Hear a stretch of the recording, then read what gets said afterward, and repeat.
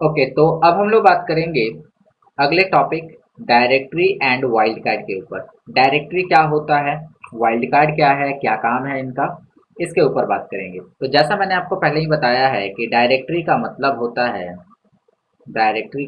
होता है folder. Okay, तो हमारे कंप्यूटर में फाइल्स के अलावा फोल्डर्स भी मौजूद होते हैं। तो dir कमांड फाइल और फोल्डर दोनों को देखने में मदद करता है। अगर हम बात करें dir कमांड की, तो ये फाइल और फोल्डर को दोनों को दिखाता है। लेकिन dir कमांड जो है अलग अलग तरीके से भी काम करता है। लाइक अगर dir/p कर दे तो फाइल जो है वो थोड़ा थोड़ा करके एक एक पेज करके हमारे सामने आती है, यानी जो लिस्ट है फाइल या फोल्डर्स का वो एक एक करके थोड़ा थोड़ा एक एक पेज करके हमारे सामने आता है। अगर हम dir/w लिख दें तो यहाँ पर वीड वाइज आता है। वीड वाइज का मतलब हुआ चौड़ाई के हिसाब से। अभी जो भी फाइल का लिस्ट आ रहा होगा वो ऐसे नीचे की तरफ आ रहा है, लेकिन जब हम dir/w करेंगे, dir/w लिखेंगे तो फाइल कुछ इस प्रकार से अरेंज होकर आएंगी। ओके, तो इसको बोलते हैं वीड वाइज।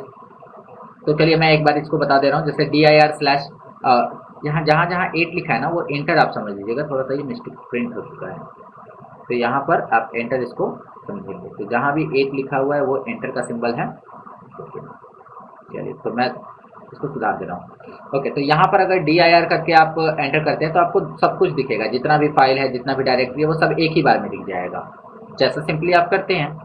अगर dir/p करते हैं, p का मतलब होता है यहाँ पे लिखा होगा पेज वाइज।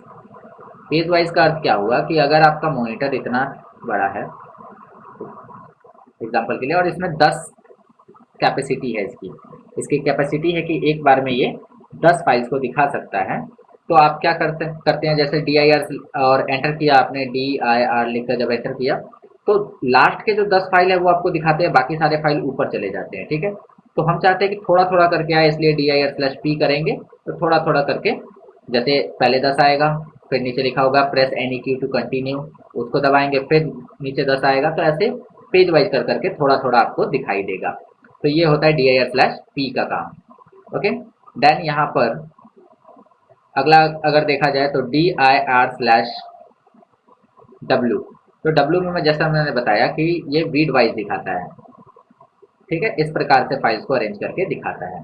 अभी आप फाइल्स को देखते हैं तो वो नीचे की तरफ ऐसे शो करता है, लेकिन w करेंगे तो इस तरह से दिखाएगा। और अगर dir/l करेंगे तो l for lower case. Okay, तो फाइल का नाम भले कैपिटल लेटर में लिखा हो आपने, लेकिन वो स्मॉल लेटर में ही शो करेगा इस कमांड से। उसके बाद अगर dir/b लिखते हैं तो dir/b में क्या होता है कि जब हम dir करते हैं तो हमें सबसे पहले डेट दिखता है, फिर टाइम दिखता है, किस टाइप का फाइल है वो दिखता है, और तब फाइल का नाम दिखता है। ऐसे 4 चीज़ों की लिस्ट आपको दिखती होगी। तो उसमें केवल फाइल का नाम शो करने के लिए, बाकी ये जितनी भी चीज़ें हैं वो नहीं दिखें, उसके लिए हम करते हैं dir/b। Okay, dir/b। और dir/ad, ad का मतलब होता है ऑल डायरेक्टली। क्यों? क्योंकि जब भी हम dir करते हैं तो हमें दोनों देखने को मिलता है, हमें डायरेक्टरी का लिस्ट भी दिखाता है और फाइल का भी लिस्ट दिखाता है, दोनों एक ही में मिक्स होते हैं। तो अगर हम dir/ad करते हैं तो उसमें क्या होगा कि केवल और केवल डायरेक्टरी आएंगे, एक भी फाइल नहीं आएगा। और जस्ट अपोजिट अगर माइनस यहाँ पे कर देते हैं dir/a-d या a-d, तो इसमें क्या होता है, अपोजिट हो जाता है, एक भी डायरेक्टरी नहीं आता है, केवल और केवल फाइल्स आते हैं।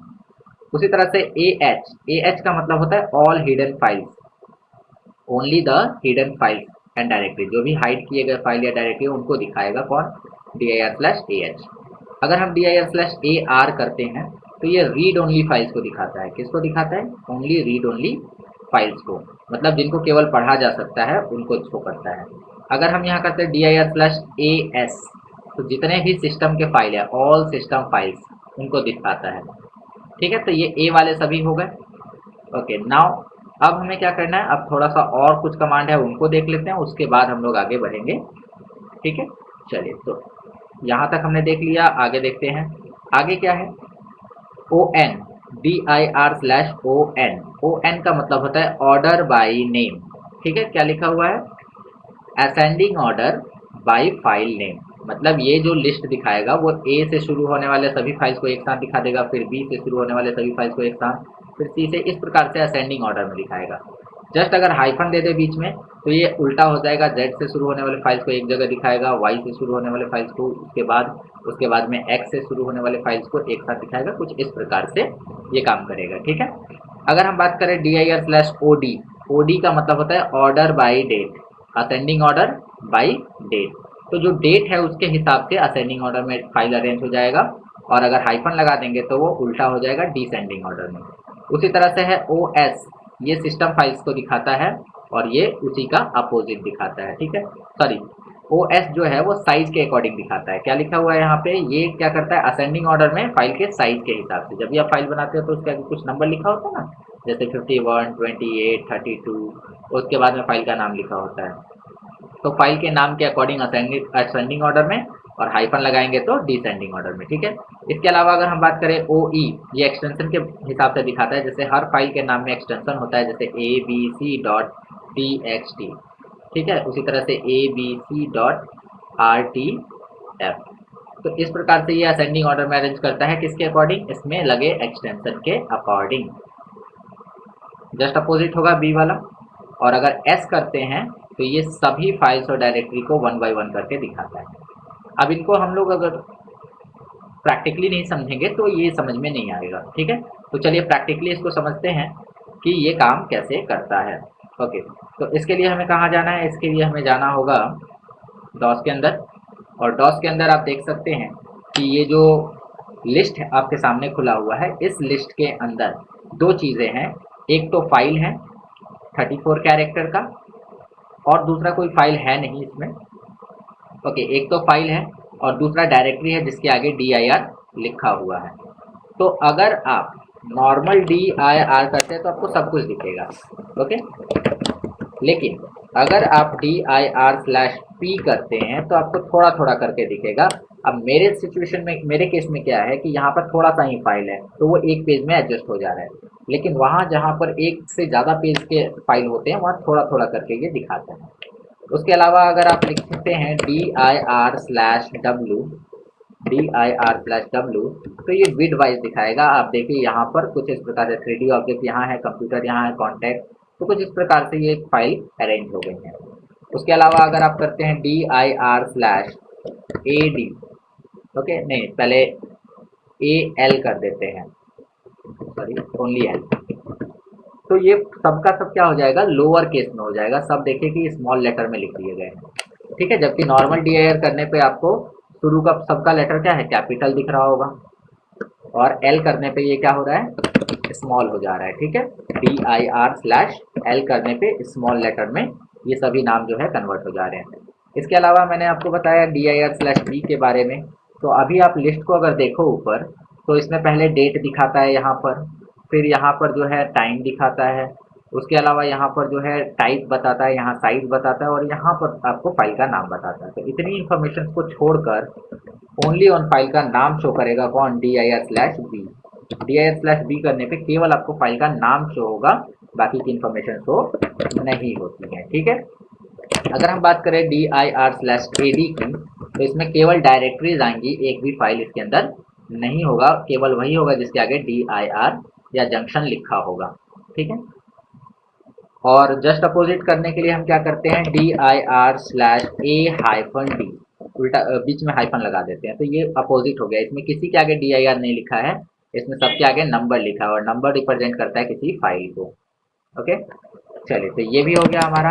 उसके बाद अगर हम करते हैं D I R slash A H, तो ये हिडन फाइल्स को दिखाता है, जितने भी आपने अपने कंप्यूटर के अंदर फाइल्स को हाइड करके रखा है उनको दिखाता है, और जो पहले से हाइड है उनको दिखाता है। अगर ए आर करते हैं तो only read only, read only का मतलब होता है वैसे फाइल या फोल्डर जिनको केवल आप यूज़ कर सकते हैं, उसमें कोई चेंजिंग नहीं कर सकते हैं, ठीक है। तो केवल यूज़ कर सकते हैं, कोई चेंजिंग नहीं कर सकते, तो ऐसे को बोलते हैं रीड ओनली फाइल्स। तो ये भी आप देख सकते हैं डी आई आर स्लैश अगर आप ए एस करते हैं तो ये सभी सिस्टम फाइल्स को दिखा देगा, ठीक है। तो बस आपको इन्हें चेक कर लेना है, इसमें ज़्यादा कुछ आपको करना नहीं है। अब इसके बाद अगर हम बात करें तो यहाँ से हमारा एक्चुअल काम चालू हो रहा है, D I R slash O N. O का मतलब हुआ ऑर्डर बाई, एन का मतलब हुआ नेम। तो नाम के हिसाब से असेंडिंग ऑर्डर में ये चीज़ें दिखाएगा। जैसे नंबर वाला पहले है सी, सी के बाद डी, ई नहीं है तो एफ, तो इसी तरह से ये असेंडिंग ऑर्डर में अरेंज है। अगर हम इसमें हाइफन लगा दें तो यहाँ पर आप देखो कि क्रम उल्टा हो गया है, भी से जो शुरू हो रहा है वो शुरू में आ गया और जो सी से है वो लास्ट में चला गया, तो ये क्रम उल्टा हो गया। इसके अलावा अगर हम करें ओ एस तो ये साइज के अकॉर्डिंग, अब चूंकि इसमें फाइल एक से ज़्यादा नहीं है तो ये साइज के अकॉर्डिंग क्या हो गया, नीचे चला गया 34। अगर कोई और फाइल होता, लाइक मैं आपको दिखा दे रहा हूँ एक बनाकर, मैंने यहाँ पे लिखा कॉपी कॉन ABC और इसके अंदर कुछ ऐसे ही लिखकर इसको सेव कर दिया। ओके, इसके अलावा फिर से एक और बनाया कॉपी कॉन DEF और इसके अंदर कुछ और लिखकर इसको भी क्या किया, सेव। तो अब अगर हम DIR करके देखेंगे तो हमारे पास 3 फाइल्स हैं। ओके, एक में 8 कैरेक्टर, एक में 16 है, एक में 34 है। अगर हम यहाँ पर लिखते हैं DIR/OS ऑर्डर बाय साइज, तो देखो यहाँ पे चीज़ें जो है साइज के अकॉर्डिंग अरेंज हो गई हैं, 8, 16, 34 असेंडिंग ऑर्डर में। ठीक है, अगर हम यहाँ पर करते हैं DIR/O-S तो इसमें जो है उल्टा क्रम हो गया है, 34 पहले है, फिर 16 है एंड देन तब 8 है। ठीक है, तो ये साइज के अकॉर्डिंग अरेंज हो गया है। इसके बाद अगर हम करते हैं DIR/OE,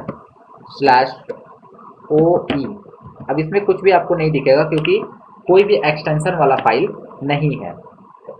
ठीक है, तो आपको एक्सटेंशन वाला फाइल यहाँ पर बनाना पड़ेगा।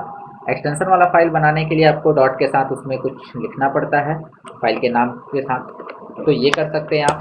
चलिए, तो एक्सटेंशन वाला आई थिंक छोड़ दीजिएगा, तो कोई दिक्कत नहीं है। फिर आगे बढ़ेंगे DIR/ आपका आ जाएगा OD, ये होगा ऑर्डर बाय डेट। आप देखो 16 तारीख वाली सभी फाइल्स एक जगह है, फिर 16/12 की एक फाइल एक जगह है, 10/1 की फाइल्स एक जगह है, इस प्रकार से। ठीक है, और अगर वही कर देते हैं DIR/O-D देन ये उल्टा हो जाएगा क्रम। और लास्ट में अगर हम करते हैं DIR/S तो ये सभी फाइल्स को एक एक करके खोलने लगेगा। ठीक है, सबके अंदर का जितना भी फाइल्स है उनको एक एक करके खोल रहा है। इसको रोकने के लिए आप कंट्रोल के साथ C बटन दबा सकते हैं, ये रुक जाएगा। चलिए, तो उम्मीद करता हूँ कि आपको ये चीज़ भी अच्छे से समझ में आ गई है कि DIR का प्रयोग हमें कैसे करना है। ओके, चलिए तो आगे बढ़ते हैं।